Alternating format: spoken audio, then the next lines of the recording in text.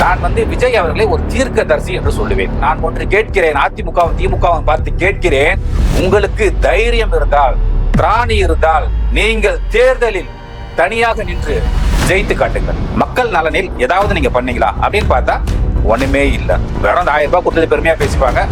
நிச்சயமாக அவரை நீங்கள் ஒன்றுமே செய்ய முடியாது.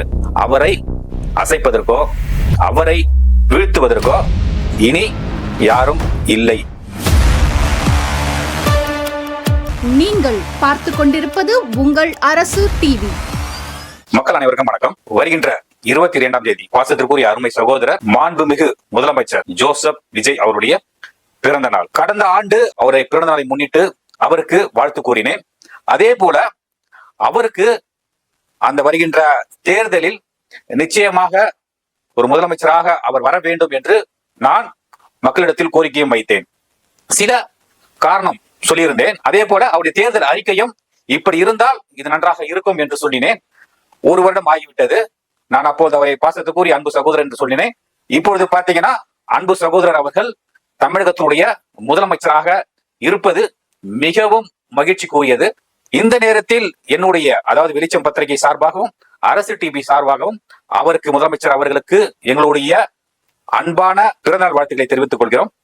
இது வாழ்த்துக்கள் மட்டும் அல்லாமல் அவர் என்றென்றைக்கும் எப்பொழுதுமே அவருடைய உடல்நலம் சீராகவும் என்றைக்கும் அவர் நலத்துடனும் மகிழ்ச்சியுடனும் என்றென்றும் அவர் வாழ வேண்டும் என்பதுதான் எங்களுடைய வேண்டுதலாக இருக்கிறது.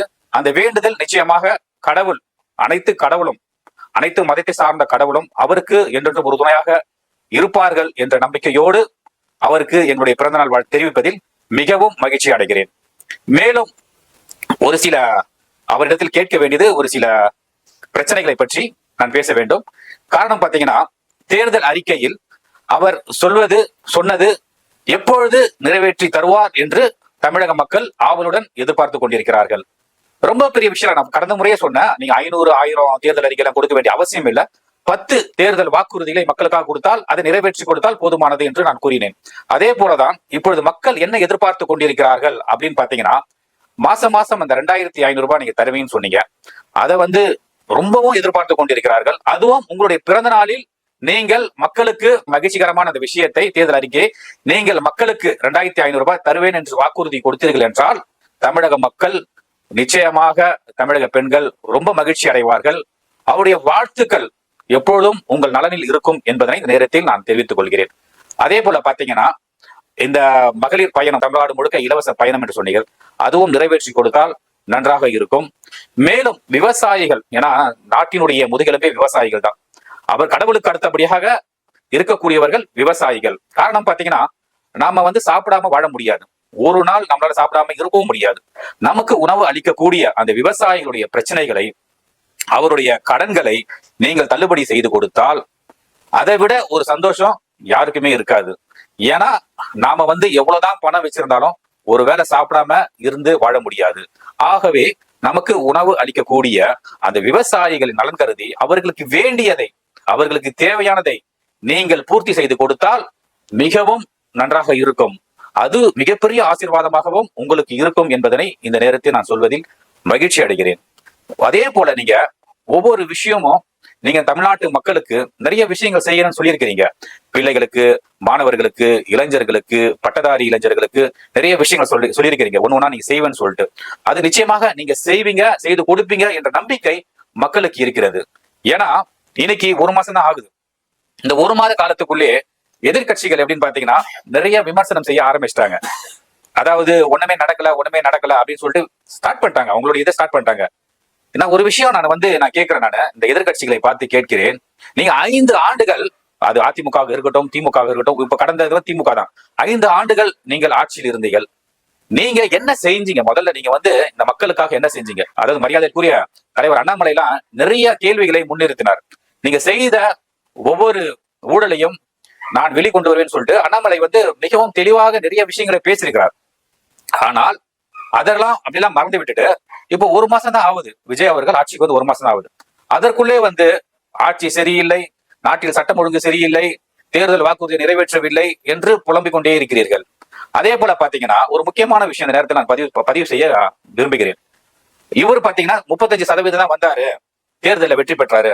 மீதி 65% வந்து பாத்தீங்கன்னா இவருக்கு எதிராக தான் வாக்களித்தார்கள் அப்படின்னு சொல்லிட்டு ஒரு பிரச்சாரம் மேற்கொள்றார்கள். அதாவது அதிமுகவும் திமுகவும் இவங்கெல்லாம் பார்த்து எதை நினைச்சு பேசுறீங்கன்னு தெரியல, சிந்தித்து தான் பேசுறீர்களா? நீங்க பாத்தீங்கன்னா கூட்டணி 10 கட்சி 15 கட்சி 20 கட்சி கூட்டணி, அதே போல அதிமுகவும் 10-15 கட்சி கூட்டணியில தான் நீங்கள் வந்து 50 சீட்டும் 70 சீட்டும் நீங்க ஜெயிச்சீங்க.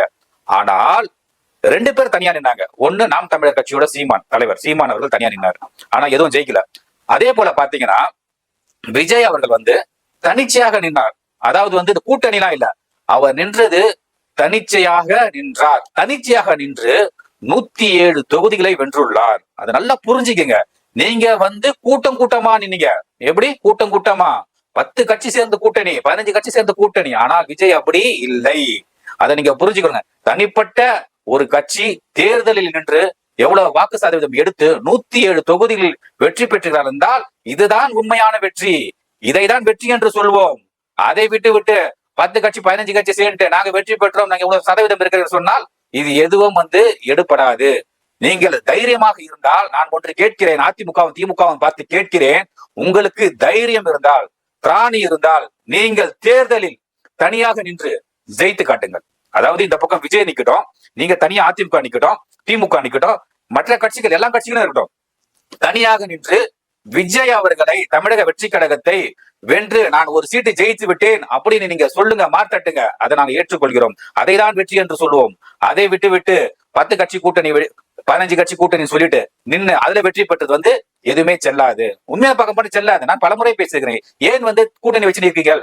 தனியாக நில்லுங்கள், தனியாக சட்டம் கொண்டு வாங்க, எல்லா கட்சியும் தனியா தான் நிக்கணும், ஏன் தைரியம் இல்லாம கூட்டணி வைக்கிறீங்க அப்படின்னு சொல்லிட்டு நான் பலமுறை பேசியிருக்கிறேன். அதே போலதான் மீண்டும் கேட்கிறேன், நீங்கள் வருகின்ற ஏதாவது ஒரு தேர்தல் இருக்கட்டும், நீங்க தனியாக நின்று காட்டுங்க. விஜய் அவர்கள் தனியா நிக்கட்டும். இப்ப இடைத்தேர்தல் இருக்கு, அந்த இடைத்தேர்தல்ல எல்லாம் தனித்தனியா நில்லுங்க. யார் வெற்றி பெறுவார் பாருங்க. ஒரு சீட்டு கூட யாரும் வாங்க மாட்டீங்க. தமிழக வெற்றி கழகம் மட்டும்தான் ஜெயிக்கும் என்பதை இந்த நேரத்தில் நான் பதிவு செய்கிறேன். அதே போல பாத்தீங்கன்னா நிறைய என்ன சொல்றீங்க, நாட்டுல வந்து நிறைய பிரச்சனைகள் ஆயிடுச்சு, பாலியல் வன்கொடுமைகள், பெண்களுக்கு பாதுகாப்பு இல்லை அப்படின்னு சொல்லிட்டு பல்வேறு திட்டங்களை முதலமைச்சர் விஜய் அவர்கள் செய்து கொண்டுதான் இருக்கிறார். அதாவது சும்மாலாம் இல்ல, எல்லா விஷயமும் எதுவும் நடக்கக்கூடாதுன்னு சொல்லிட்டு தான் அவர் வந்து முன்னின்று எல்லா விஷயமும் செய்கிறார். அதுல வந்து நம்ம வந்து அவரை வந்து குறை சொல்வதில் எந்த விதத்திலும் நியாயம் இல்லை. அதே போல பாத்தீங்கன்னா அவர் பேச மாட்டார், அமைதியா இருக்கிறார், வாய் திறக்க மாட்டாரு. ஏங்க இப்ப பேசினாதான் வந்து ஆட்சி செய்யணுமா என்ன? நான் கேட்கிறேன். அமைதியா இருந்துட்டு ஆட்சி செய்ய முடியாதா? ஏன் ஆட்சி அருமையா தானே போயிட்டு இருக்கு, உங்களுக்கு என்ன அதுல கவலை? அவர் பேசினா என்ன பேசலன்னா உங்களுக்கு என்ன கவலை? உங்களுக்கு அவர் ஆட்சி செய்யல, சரியில்லை, நாட்டுல அவர் சொன்ன தேர்தல் வாக்குறுதியை நிறைவேற்றவில்லை அப்படின்னு சொன்னா நீங்க கேட்கலாம். நீங்க வந்து 1 மாசம் தான் ஆகுது, அதுக்குள்ளே வந்து ஆளாளுக்கு வந்து கத்திக்கிட்டே இருந்தீங்கன்னா எப்படி ஆட்சி செய்ய முடியும்? ஆனா நீங்க என்னதான் கத்துறாலும் சரி, ஒன்னும் எடுபட போறதே இல்லை. எல்லாமே கொஞ்ச நாள் தான். இந்த கொஞ்ச நாள்ல எல்லாமே அடையணும். பாருங்க, அதிமுக அடையணும், திமுக அடையணும். காரணம் பாத்தீங்கன்னா நான் வந்து விஜய் அவர்களை ஒரு தீர்க்கதரிசி என்று சொல்லுவேன். விஜய் அவர்களை ஒரு தீர்க்கதரிசி. அவர் சொல்வது அத்தனையும் நடந்திருக்கிறது. ஏன்னா தீர்க்கதரிசி என்பது மிகப்பெரிய வார்த்தை. எப்படின்னா நடக்க போவதை முன்கூட்டியே சொல்பவர்கள் தான் தீர்க்கதரிசி. நான் தமிழக முதலமைச்சர் ஜோசப் விஜய் அவர்களை தீர்க்கதரிசி என்று சொல்றேன். எப்படி அப்படின்னு நீங்க பாத்தீங்கன்னா தேர்தல் சமயத்தில் அவருடைய பிரச்சாரத்தில் நீங்க பாருங்களேன், தெளிவா சொல்லுவாரு. என்ன சொல்லுவாரு? 2 கட்சிக்கு தான் போட்டி, ஒன்னு டிவிகே, இன்னொன்னு டிஎம்கே. வேற அந்த அதிமுக கூட்டணி பத்தி அவர் பேச மாட்டாரு, பிஜேபி பத்தி பேச மாட்டாரு, எதுவுமே பேசுனதே இல்ல. அதே போல என்ன சொல்லுவாருன்னா கான்பிடண்டா இருங்க, வெற்றி நமக்கே. என்ன சொல்லுவாரு? ஒவ்வொரு பிரச்சாரத்திலும் கான்பிடண்டா இருங்க, வெற்றி நமக்கேன்னு சொல்லுவாரு. அவர் சொன்னது நடந்ததா இல்லையா? அவர் சொன்னது நடந்ததா இல்லையா? கரெக்டா வெற்றி தமிழக வெற்றி கழகம் தான் வெற்றி. சிங்கிள் மேன், நல்லா தெரிஞ்சுங்க.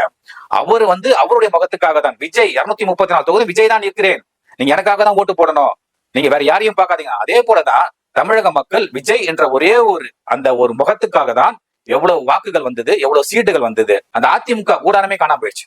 எங்க போச்சு? காணாம போயிடுச்சு. அதிமுக என்ற ஒரு கட்சி இருக்கிறதா அப்படின்றது ஒரு கேள்விக்குறி ஆயிடுச்சு. ஏன்னா கட்சிக்குள்ளே பிளவுகள், கட்சிக்குள்ளே சண்டை. தமிழக வெற்றி கழகத்துல போயிட்டு எல்லாம் ஒருத்தர டெய்லி போயிட்டு இணைகிறாங்க.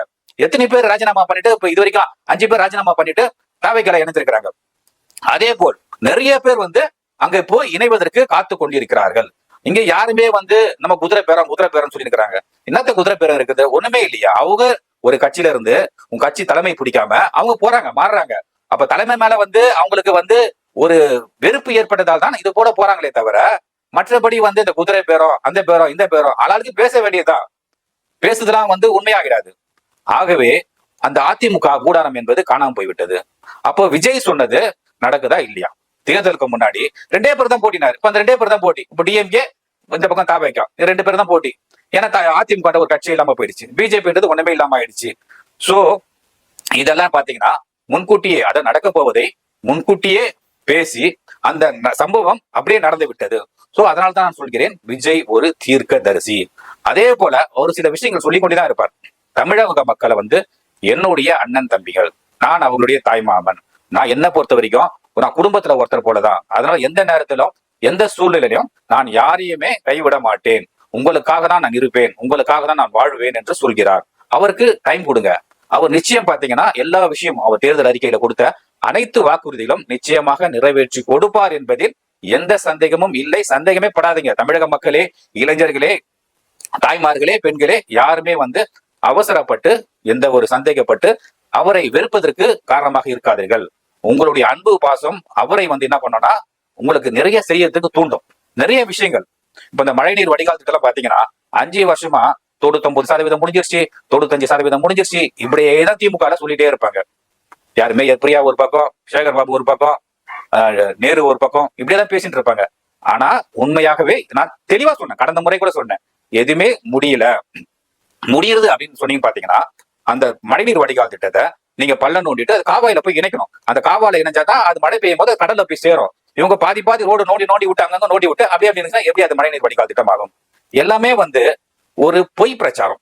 இப்போதுதான் பாத்தீங்கன்னா இப்ப பாருங்க, இந்த மழைநீர் வடிகால் திட்டம் ஆங்காங்கே பாருங்க மிக சுறுசுறுப்பாக நடந்து கொண்டிருக்கிறது. எப்படி விரைவாக நடந்து கொண்டிருக்கிறது, எனக்கே பார்ப்பதற்கு ஆச்சரியமாக இருக்கிறது. ஆமா, எல்லா இடத்துலயும் விரைவாக நடந்து கொண்டிருக்கிறது, நல்லா இருக்குது பார்ப்பதற்கு. அதே போல பாத்தீங்கன்னா திமுக ஆட்சியில தான் இந்த பத்திரப்பதிவு துறை எல்லாம் பாத்தீங்கன்னா டபுள் மடங்கு ஏற்றிட்டாங்க. எல்லாமே செட்டில்மெண்டா, பவரா, ரெஜிஸ்ட்ரேஷனா, எல்லாமே சம்மதமே இல்லாம இஷ்டத்துக்கு விலையை ஏற்றிட்டாங்க. அதே போல பாத்தீங்கன்னா அவங்க ஆட்சிக்கு வந்தோன்னே மின்சாரத்துறை விலை ஏற்றப்பட்டதா இல்லையா? அவளை பார்த்தே கேட்கிறேன். நீங்க வந்தோன்னு என்ன பண்ணீங்க? மின்சாரத்துல விலையை ஏத்திட்டீங்க, பத்திரப்பதிவு துறையில விலை ஏத்திட்டீங்க, பால் கொள்முதல எல்லாமே விலை ஏற்றி விட்டு மாசம் 1000 ரூபாய். டாஸ்மாக் நீங்க பேசுறதுக்கு, அதாவது இந்த டாஸ்மாக பத்தி பேசுறதுக்கெல்லாம் திமுகலாம் உண்மையாக சொல்ல போனா எந்த தகுதியுமே இல்ல. திமுக பேசவே கூடாது. முதல்ல 500 கடையை மூடுறாங்க, மூடவே இல்லை, இன்க்ரீஸ் தான் பண்ணிட்டு போனாங்களே தவிர. தாவைக்கு ஆட்சிக்கு வந்தோன்னே விஜய் என்ன சொன்னார்? எடுத்த உடனே என்ன பண்ணாரு?